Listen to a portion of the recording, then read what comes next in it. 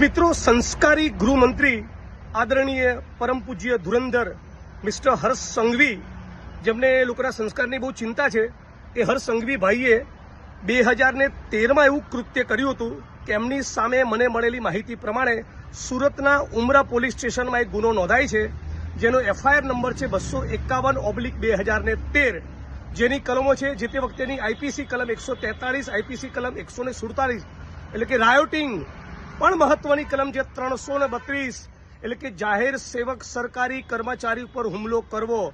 જી હા, ગુજરાતના નાયબ મુખ્યમંત્રી હોમ મિનિસ્ટર હર્ષ સંઘવી ઉપર 2013માં સુરતના ઉમરા પોલીસ સ્ટેશનમાં એફઆઈઆર નંબર 251/2013 દરમિયાન આ કલમ 332 હેઠળ એક સરકારી કર્મચારી પર હુમલો કરવાનો ગુનો નોંધાયેલો.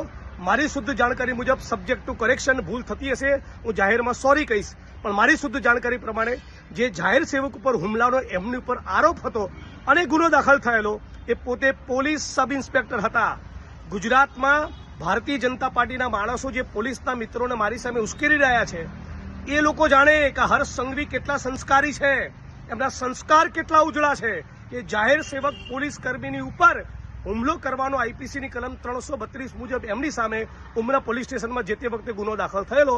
અને પછી આગળ જતા તમે સમજી શકો છો, કલમો નીકળી ગયેલી અને સાદી એકાદી કલમ કદાચ કોઈ બચી હતી.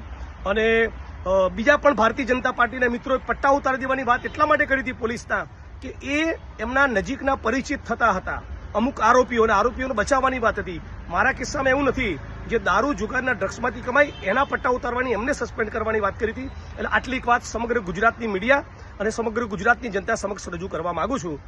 આશા રાખું છું કે આ વિડીયો સંસ્કારી મંત્રીને ખૂબ પસંદ આવશે.